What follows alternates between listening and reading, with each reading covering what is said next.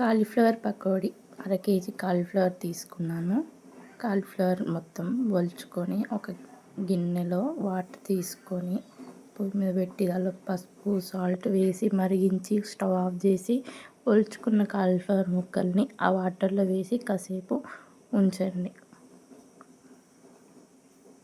అందులో కాలీఫ్లవర్లో ఉన్న పురుగు కానీ ఏదైనా ఉంటే బయటకు వచ్చేస్తుంది. కొంచెం మగ్గుతాయి వేడి నీళ్ళల్లో అవి కాలీఫ్లవర్ ముక్కలు. కాలీఫ్లవర్ పకోడీ చాలా బాగుంటుంది. ఇప్పుడు ఒక ప్యాన్లో ఒక గిన్నెలో శనగపిండి 4 టేబుల్ స్పూన్లు మీ ఇష్టం. అంటే మీరు కేజీ కాలీఫ్లవర్ తీసుకుంటే దాని సరిపడా వేసుకోండి. బియ్యపిండి కొంచెం, శనగపిండి కొంచెం, కొంచెం కార్న్ఫ్లోర్ వేస్తే గట్టిగా ఉంటాయి. కొంచెం బియ్యపిండి వేస్తే కరకరలాడతాయి పకోడీ. శనగపిండి వేస్తే టేస్టీగా ఉంటుంది.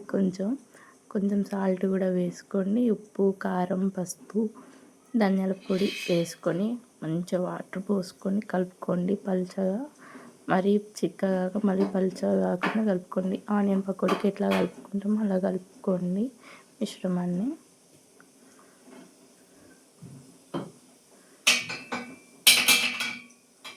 ఉప్పు కూడా కొంచెం కలుపుకున్నాక చూసుకోండి మీకు సరిపోయేంత. ఉప్పు ఫస్ట్ కొంచెం వేసుకోండి. ఎక్కువ వేసుకుంటే అది ఉప్పీసం లెక్క అనిపిస్తుంది. ఇంకా బియ్యపిండి వేసినాక బియ్యపిండిలో అనేది ఉప్పు అనేది ఎక్కువ అనిపిస్తుంది.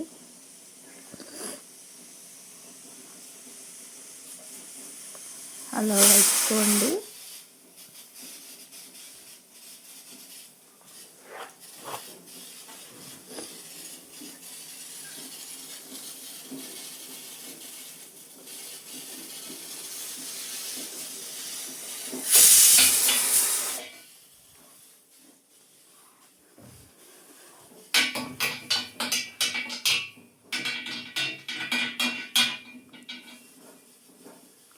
కొన్ని వాటర్ పోసుకుంటే కలుపుకోండి. మరి ఎక్కువ వాటర్ పోసినా లూజ్ అయిపోతుంది పిండి. ఎందుకంటే కాలీఫ్లవర్ పీసెస్ పట్టాలి కదా మిశ్రమం. ఇప్పుడు నీళ్ళలో నానబెట్టుకున్న కాలీఫ్లవర్ ముక్కల్ని వాటర్ లేకుండా వడగట్టి ఈ మిశ్రమంలో వేసుకొని మంచిగా కలపండి.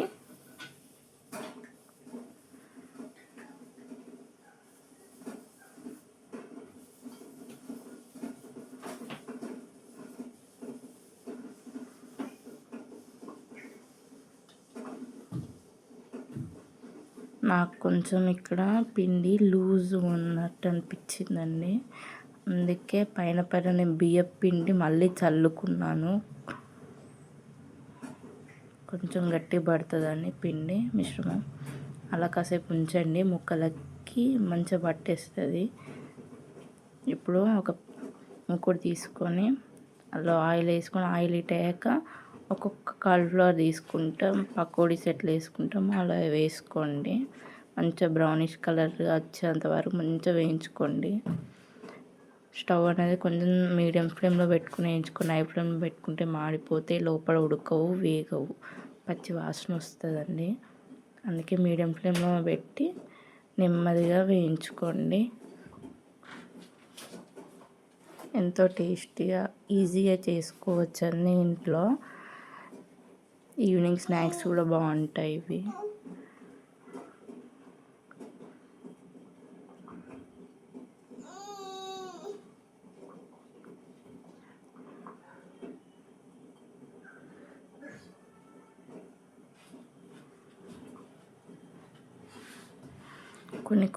కొన్ని వేసుకుంటా వేయించుకోండి. మరి మొత్తం ఎక్కువ వేసినా కూడా ఉడకవు, వేగవు అవి.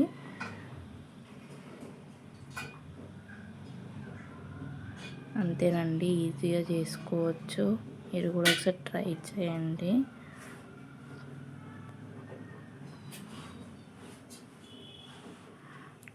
క్రిస్పీగా టేస్టీగా ఉంటాయండి. కాలీఫ్లవర్ పకోడీ తింటే తినాలనిపిస్తుంది.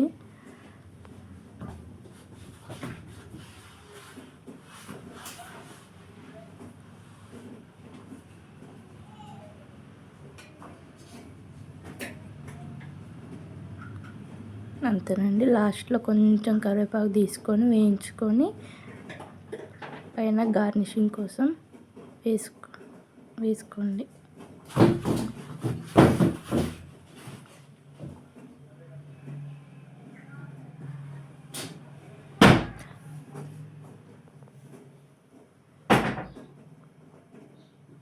అంతే అండి. స్టవ్ ఆఫ్ చేసుకొని